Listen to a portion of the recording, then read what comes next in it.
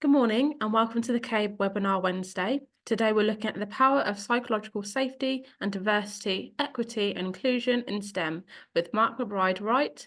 This webinar will explore the role of diversity, equity and inclusion in addressing skill gaps, share impactful case studies, plus a demonstration of practical DEI strategies to enhance productivity and safety within teams.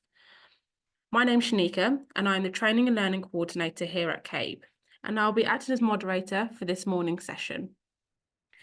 We strive to create interactive webinars, so we do encourage you to submit any questions you may have during the session. These questions will be addressed at the end of the presentation. We'll get through as many as possible, but if we do run out of time, we will collect any questions and send the answers out in due course. You can also contact us at webinars@cbuilde.com. If you're watching us live today, you can use the side panel to send in your questions. Alternatively, you can get in touch with us via the social links now on screen. So let me introduce today's webinar speaker, Mcbride-Wright, founder and managing director for Equal Engineers.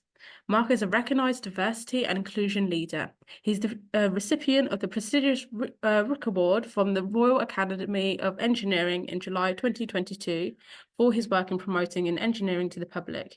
In June 2023, he was awarded an MBE for services to diversity, equity and inclusion in the King's Birthday Honours. He's a visiting professor of inclusive engineering leadership at University College London and author of The Safe Leader, due for release this month actually. He is a founder and managing director of Equal Engineers, a company offering a wide array of diversity and inclusion in consultancy and training services, as well as creative events. Mark has delivered over 50 engineering and technology careers fairs since 2017, connecting over 10,000 diverse opportunity seekers with over 100 inclusive employers.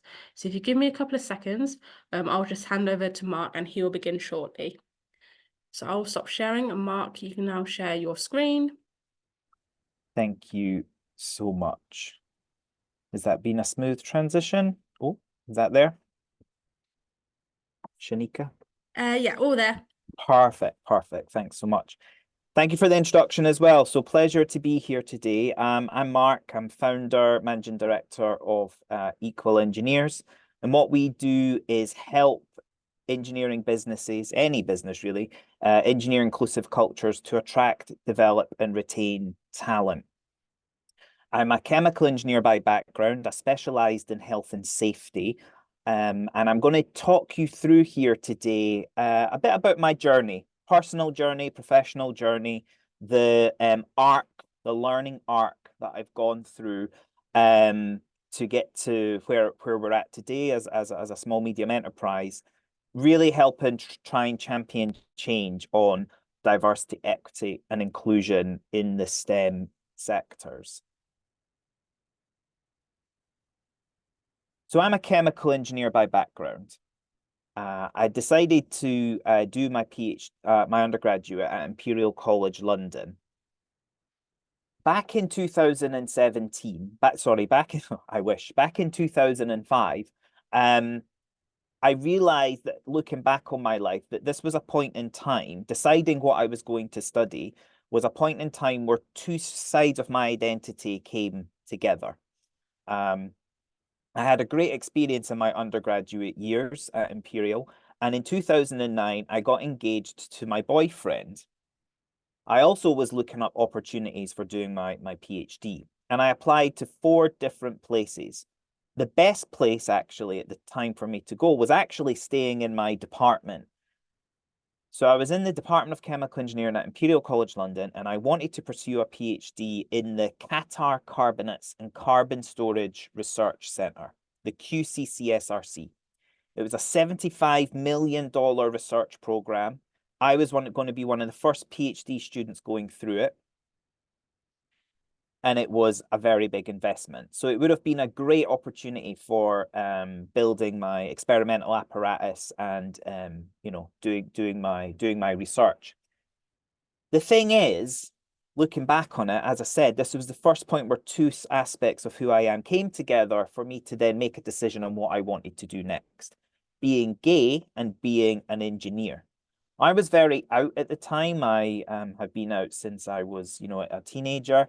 And so to accept a PhD sponsorship program with a Middle Eastern oil and gas entity didn't really, I was worried. I was concerned. I sat down with my potential supervisor at the time and shared with him my concerns. I really didn't want to have to be obliged to go out and spend time I didn't know if I'd have to spend time abroad essentially. And he sat me down and he said, Mark, don't worry, your contract will be with Imperial College. I'd encourage you to go out to Qatar if you want to, but if you don't want to, it's no big deal, So I accepted the offer and then I went on to enjoy my PhD. This was before I had any interest in diversity, equity, and inclusion in engineering. I didn't even know what diversity meant. Even back then, we weren't really talking that much as we talk about it now.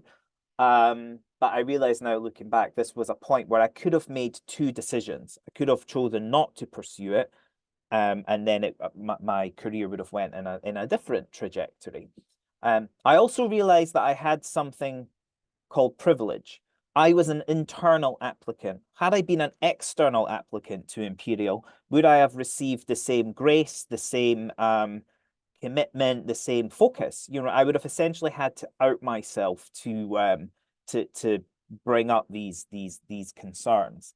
So there's no right, there's no wrong. It's just simply a situation that was, and something that I look back in my life to figure, well, that was a juncture, and I made a decision going forward. And I share this with you because we all face these decisions all the time, both personally and professionally. And we need to be able to talk about these concerns and have a safe environment to be able to do so. And what that environment is really dictated by how well we create that environment. So as part of my PhD, I was successful in securing a scholarship to go to go to New Mexico. It was a research experience program funded by the US Department of Energy. I spent 10 days in Albuquerque. And as part of this, we visited a coal-fired power station. So it's summer 2010. I'm in a coal-fired power station and I'm being taken on a tour but with 20 other professionals, and we're being taken on a tour of the plant. We approached the coal burners, and we need to go up. There are two options. We can either take the stairs or we can take the elevator. We can take the lift. The tour guides guide us all into the lift, and like lemmings, we just all walk in. We march in. And as I'm at the back, walking into the lift, and as we start coming in, I'm thinking, ooh, that's a bit busy. This is a bit busy. But I don't question anything. So I end up being right in the corner by the control panel, by the doors. The doors close. I'm asked to press the button, and then the lift starts moving. The lift is moving up. It stops. You might be able to see where I'm going with this. The lift stops. We've not yet arrived at our destination of the floor above us. Now, I start to panic. It's hot. We're next to these coal burners. The temperature is rising. Now, being British, I don't want to cause a fuss with my American friends here. So inside, I'm thinking, oh, it's fine. We'll get there eventually. And then the engineer in me is saying, Mark, a lift is supposed to do an operation. You're supposed to go from A to B. Once you arrive at B, doors open, out you get, operation completed, move on. That has not happened in this situation. So I start to panic and I have to stay calm. I start doing my deep breaths. I manage to open the door slightly to get some fresh air coming in over relief. Someone says we should call the emergency services, which we do. It must have been about 5 minutes. Finally, the doors were released and out we came. I genuinely thought that was it. I genuinely thought I was going to faint. I thought that was going to be my last moment. It was horrible. It's the closest I've ever came to having a full-blown panic attack. It was not nice. The thing is, my alarm bells had already started being concerned prior to entering the lift. I just went with the group. I didn't stop and say, no, sorry, I don't want to continue through with this. I'm concerned. And that is something in human psychology where we think where there is a bigger group of numbers, people are likely to call things out. People are likely to say something. But actually, we're more likely to just go with the flow, to not cause a fuss. So that was a moment in time where my personal safety, my physical safety, I wasn't going with my gut reaction. I wasn't going with what I should have said. So I received so I spend my time exploring now the linkage between physical safety and psychological safety. I'm really interested. What you'll see through this presentation is that fundamentally, I think the way that we're going to change diversity, equity, and inclusion in engineering is exploring that deeper linkage between technical safety, physical safety, and psychological safety, using what our engineers are familiar with already and extrapolating that in terms of physical safety and start framing DEI in this context. So I've delivered training to thousands of engineers since I set the business up, Equal Engineers. And as Shanika mentioned, I received an MBE in the King's Birthday Honours last year. I share this with you. This was my trip to Windsor Castle. My son, my husband came with me. So it was a really interesting trip. You know, my mum is, you know, even though she's young for her age, unfortunately, due to some health issues, she's now in a wheelchair. And that's only been an acquired disability within the last year or so.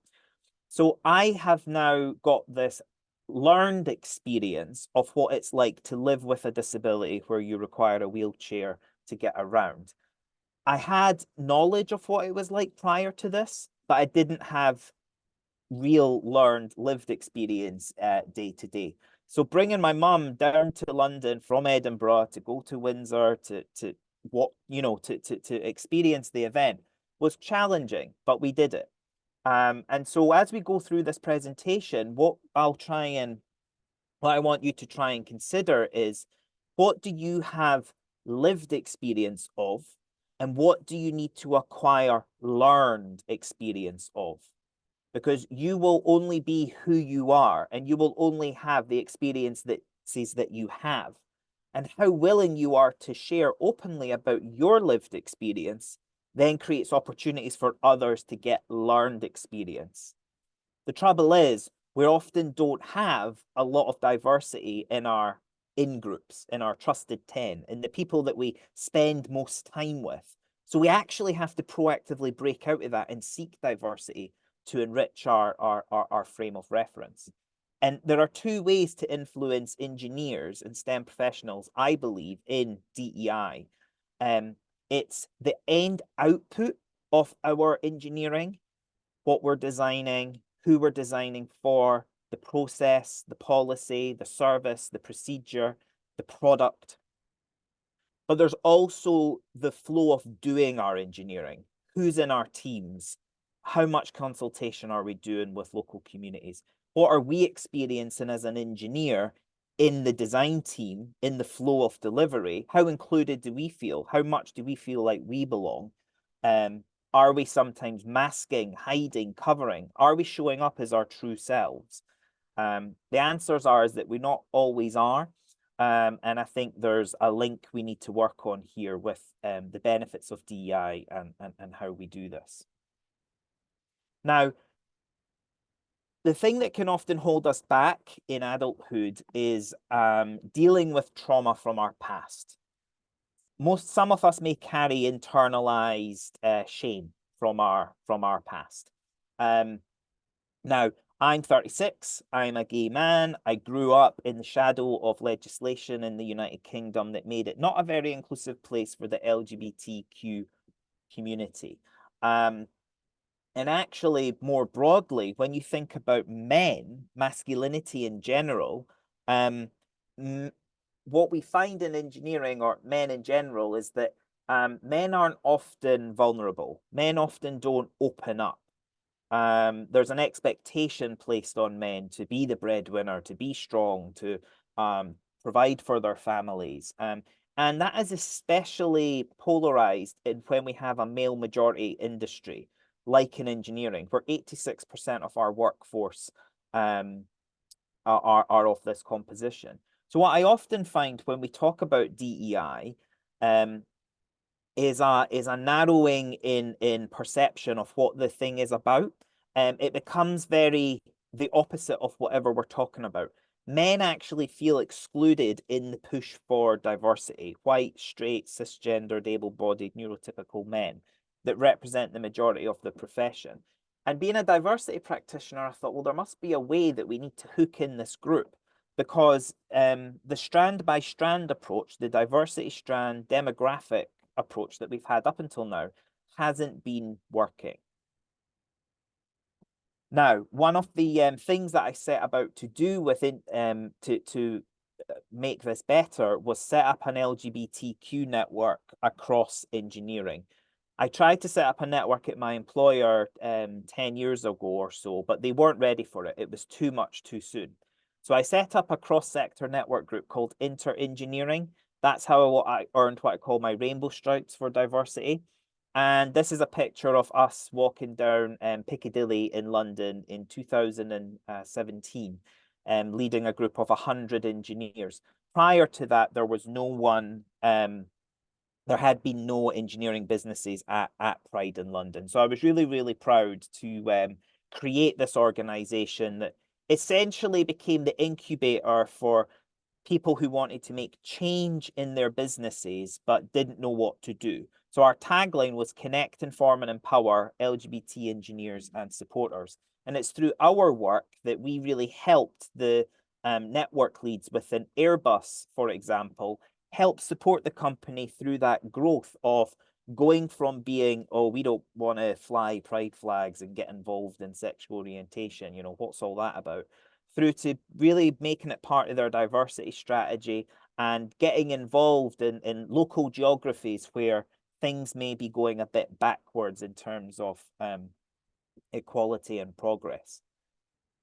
So as I said, this focus on strand by strand had some impact, but it was having shallow impact. So that was where the idea for Equal Engineers came about. Let's step up a level, broaden out, and create a brand that would apply equal focus to each strand of diversity. And so through running our careers affairs, through doing our training, I realized we had to pivot. We had to find a way to engage the majority group that was feeling left out by pushes for marginalized communities. And this is even more hyper accentuated right now with the political climate, with you know, people being feared of being cancelled, anti-woke, you know, all that stuff. When fundamentally we just need engineers, you know, we need people in the profession. We full stop to address tomorrow's big challenges, today's big challenges even. So I was at a leadership conference in 2018, and it was round about this time that I discovered the suicide rates in the construction, manufacturing, and process industries. Suicide rates in the UK in general by occupation. Those industries that I just mentioned, construction, manufacturing, and the process industries, had the highest death by suicide of any sector in the United Kingdom. Statistically, you were more likely to die through suicide in those industries than a typical hazard like a dropped object falling from height, electrocution, things that as a safety engineer, when I worked in industry, we used to design out, eradicate, minimize, reduce the likelihood of it happening to as low as reasonably practicable. Rates of loss of life that we just simply would not tolerate when associated with physical hazards. So I had this aha moment where, well, I'm like, hang on, the point of our inclusion and belonging programs are to create a place where you can be your whole self, bring your whole self to work. Well, surely if we were being successful in that, then those individuals that are at the extreme thinking about suicidal ideation or self-harm would be able to be open about whatever it is that's going on in their life, right? So this was a hypothesis that I wanted to test, but I didn't believe the data. So instead, we did our own survey. So we've ran 2 rounds of our flagship masculinity in engineering research. And I'm showing you now I'm going to show you now some statistics that come from that. But before I come on to that, I just wanted to give an example of a typical project that we've worked on at Equal Engineers. So we do events, recruitment, training, consulting. We invested last year in growing our work with universities. It's actually quite a big part of our business now. And this is an example of a project that we've done with Plymouth University, helping support neurodivergent and disabled engineering students. We ran focus groups. We got some feedback. We shared this with the School of Engineering, Computing and Mathematics, and some of the students joined our Pathways program, which is where we offer mentoring with industry. And we've helped those individuals now secure work placements, graduate roles, so on and so forth. If I can come back now to what the train of thought that I was on before. The masculinity in engineering research is what we launched. I figured we needed our own data set.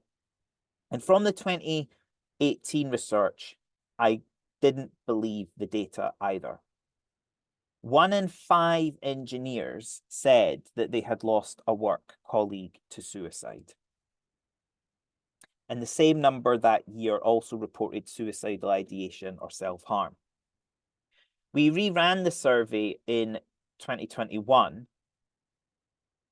and the same number said they'd lost a work colleague to suicide, and the number of engineers reporting suicidal ideation or self-harm went up to 1 in 4, 25%.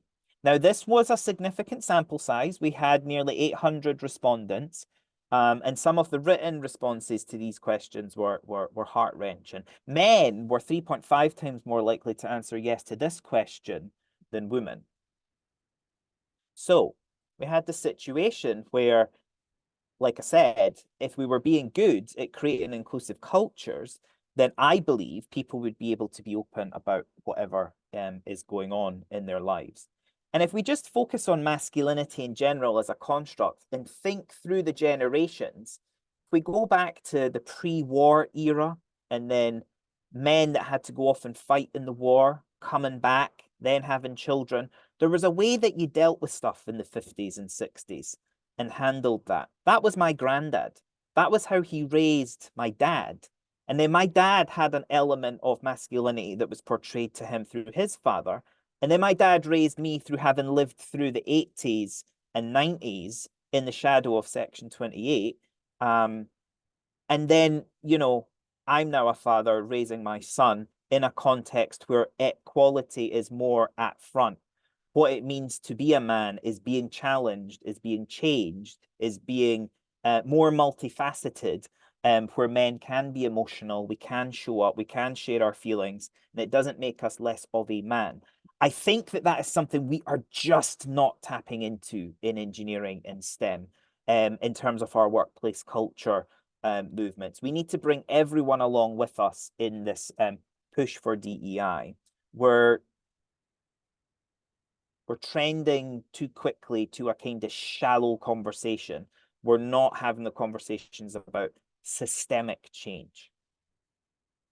And this is what happens with the pendulum. So this pendulum swing of equality, if you swing too far forward in one direction, majority groups feel like too much equity is being given out. The brakes come on, and we start to swing back. The key is to not swing back too far from where our original starting point was. When I came out in 2003, and when I got engaged in 2009 and met my boyfriend in 2005, then got engaged, I was at the very forward swing of in the United Kingdom, at least, of progress on LGBTQ+ rights.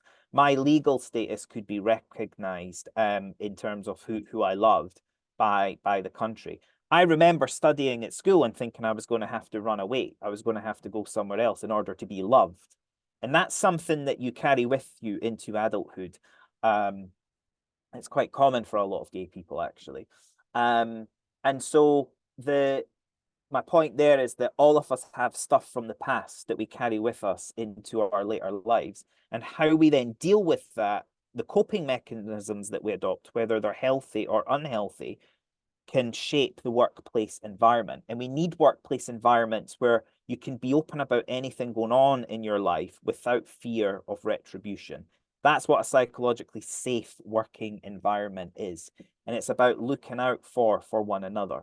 So I'd like to share with you so I'm really interested in taking engineering concepts, repurposing them for DEI to make the conversation in DEI more accessible for engineers. So the Bradley curve was something developed by DuPont back in the 1980s, I think, and it's a concept that's used in safety engineering, safety management systems. So we've got injury rate as a function of workplace culture, and what we see is that over time injury rates have been coming down. In the past, we were very reactive. We kept ourselves safe based on our natural instincts. The amygdala, which is part of our brain, which used to help fight or flight response back in, lots and hundreds of thousands of years ago, saber-toothed tigers chasing us and that, we reacted. And it still lives through today where you might react to without consciously doing so. If you're going to hit your head on the cupboard or a driver's coming towards you or something, moving quickly, that's your natural instincts kicking in. And that's the way we used to keep things safe in the workplace without any controls or measures. And over time, we started legislating. We started recognizing that, well, if there's a high rate of loss of life at work, the Industrial Revolution in the 1800s, we need to start putting in some controls and start creating working environments that are more conducive to preservation of life and safety. It was acceptable 200 odd years ago to have children aged 9 or under working 12-hour shifts, but things change over time and become unacceptable, and we gradually raise the bar. So we created a dependent culture where we looked out for our safety based on compliance. We then realized actually it's quite good not dying at work. This is quite it's quite good. So we started being proactive in our own safety and looking out for ourselves, for our own self-preservation. And now what we have is interdependent cultures where we look out for one another's safety for the collective of the team. This is where I have a slight flaw, a slight issue. And I feel that we have an opportunity here to slightly reframe a common used term in diversity, which is allyship. Allyship is where you support a group to which you do not belong. People often do it in times when it's easy to do it. When times get hard, we tend to go silent. We don't want to rock the boat. It requires me to be a good person to do it. And you would think that is great. We all do that, right? The thing is, human beings tend to do things that benefit themselves. And so for us to be showing up at all times for everyone when needed, we need to recognize that it's good for us to do it as well. So I think this is where there's a slight reframing, and I'm proposing an extension to this Bradley curve, because injury rates have plateaued. It's an exponential decay where theoretically it goes to infinity. It tends towards zero. But what's the next step change we need in workplace culture to get these rates down even further? I think if we consider this idea of inclusive interdependence, of creating safe teams, is one place to start. That is, I'm going to look out for you because I know that you're going to look out for me. And then therefore collectively will drive up the standard in safety. I know that I'm not going to feel like I'm putting my self out or feeling awkward if I'm saying, I don't want to go into that lift because I feel like I'm going to have a panic attack. It's too busy. I should be able to say that without fear of judgment, without fear of anything. That's where this idea of inclusive interdependence comes from. And where we can use this is in our training and in our engagement. And I want to share with you a story of a final story of where we did this. So it's summer 2017. I'm at a railway depot just outside London, and I'm delivering training to a group of male engineers. There are about 4 or 5 people in the room. One of the HR professionals actually had to bring one of them in and sit them down and say, look, you need to stay. Oh, body language is closed, looking at their fingers. They clearly did not want to be there. And I said, look, I'm not holding you hostage. You know, you can leave if you want. I'm just here to facilitate. But they stayed. The training session started, and I framed, our vision for change and how we're going about doing it in the context of what I've been describing to you here. The body language loosened, they leaned forward, they were hooked, they engaged. Now, it was round about the time of the Brexit negotiations, and one of the guys said, I don't see the problem with it, you know, we'll be better off as a country, etc., etc., etc., and just kept reeling off all the reasons why he thought it was getting too much airtime in the media. His colleague next to him had been quiet. He then sat up and he said, you know, ever since this thing has happened, I've been going home at night and my wife has been in tears. She is distraught. My wife is Polish. She doesn't know what this means for her. She doesn't know what this means for our relationship. She doesn't know if we're going to get indefinite leave to remain. She doesn't know if we're going to have to spend time apart, if we're going to lose our jobs. All the ambiguity is swirling and swirling and swirling, and I have to contain it for her. And when he comes into work, zip, he stays quiet. And his colleague just keeps going on and on and on. And in the training session, he turns to his colleague and says, I have had enough of you. You've no idea what I'm going through at home. You're really irritating me. He said words that I probably shouldn't really repeat on a webinar. So I was like, oh, okay. I drew their attention back to me and I said, thank you. Thank you for sharing that. He felt heard. He was vulnerable. He opened up about something that he hadn't been opening up about to his all-male team. The guys came up to me. We finished the workshop. They came up to me at the end. They said, Mark, thank you so much for that. We weren't expecting this. We thought it was going to be a generic unconscious bias, you know, whatever. Thank you so much for that. We really took a lot away. So I knew I was onto something then. I knew that this way of engaging the workforce meant something, given men space to open up, to then build on empathy for the needs of underrepresented groups. So I went and I rewrote all our training content, and we've been synthesizing that now into our new delivery. And one of the ways that we help engineers apply their knowledge is through some of our programs. So Equal Engineers, we do more than training and consulting. We do events, we do recruitment, we do training and consulting. And our flagship development program is our Pathways program. Right now, this is applied to engineering undergraduate students. And so far, we've taken over 350 students through a 6-month mentoring program, through 4 cohorts, and we were oversubscribed when we went live with the project. On the screen here, you can see the diversity statistics of the students who applied for it. And in the one-to-one mentoring relationships that we facilitate, the engineers who we deliver training to as well, and whose organizations we work in terms of cultural evolution, they're then getting a chance to talk to a future engineer. There's nothing better than connecting 2 engineers together with a shared passion for their type of engineering, you know, and they just might happen to be different backgrounds, different ethnicities, different whatever. Shared interest in engineering is one of the most strongest binding forces in our sector. And then people then just start to open up, they build trust, they share their personal experience, their lived experience based on who they are.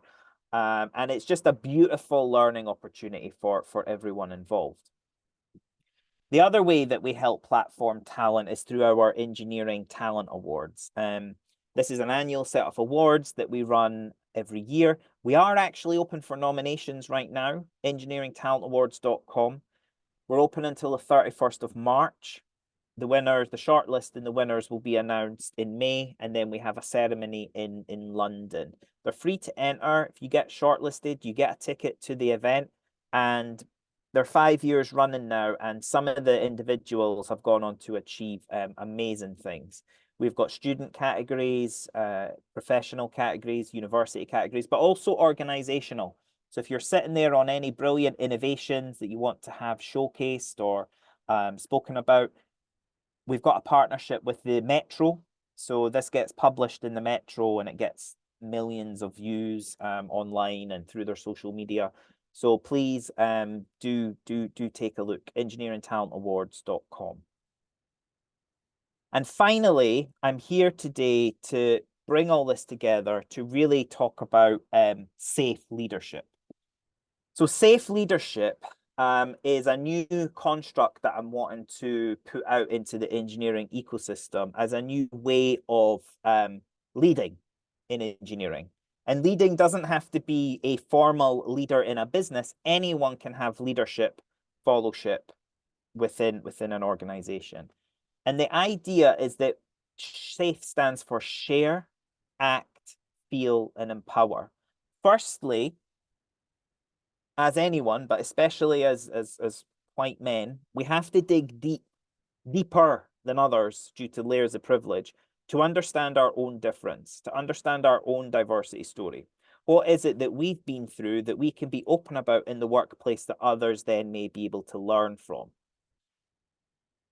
We then also need to build empathy for groups that may face marginalization, microaggressions more and more frequently. And so it's about creating a culture where we can be open about anything going on beneath our waterline. Should caveat that this isn't about now we all have to be open about everything in the workplace. Privacy absolutely still exists. But it's different working in an organization which is, look, we're here for you, we're ready, we will support you if you need us, than one which is, don't ask, don't tell, we don't want to know. And especially in high-risk industries, high-risk environments. The operations that we're doing now in engineering are becoming more hazardous. We're going into deeper water to build wind farms, to still do oil and gas exploration. Things are becoming more hazardous. We need people to be fully present, not just physically, but also mentally present, focused on the tasks in hand. We can't afford to have people that are just present, but not mentally present. And I'm concerned by the mental health emergency that isn't just endemic in the UK engineering sector. It's similar in the United States and in other places as well. 700 construction workers die by suicide a year in the United States alone. That's more than 2 per day. We need to change this. We need to change this. And the answer exists, I believe, in our DEI programs, better aligning with our safety programs. So I've had to write a book. I felt compelled to write a book. This has been 7 years in the making, 2 iterations of the masculinity survey, countless training sessions and panel discussions and leadership summits, private conversations with leaders, and I needed to get it out of my system and formulate my thoughts into a methodology that I think will work. So the book is coming out in May. It's taken a little bit longer. I thought it would be out in March, but it will be out in May.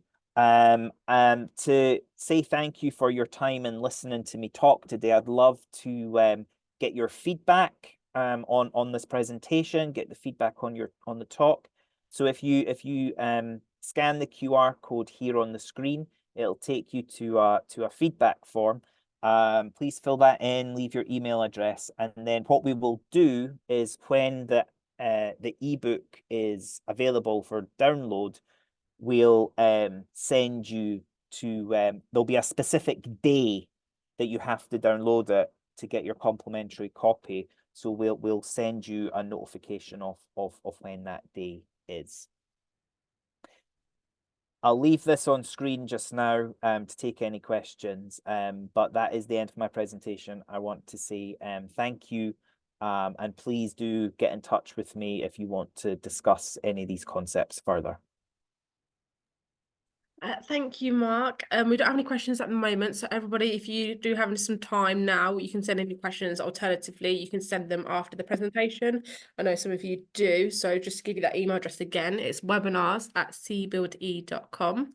So thank you, Mark, for the presentation, and thank you everyone who has joined us this morning. Just to remind you that this session has been recorded and will be uploaded to our KAB YouTube channel, which can be shared with your colleagues, your family, your friends.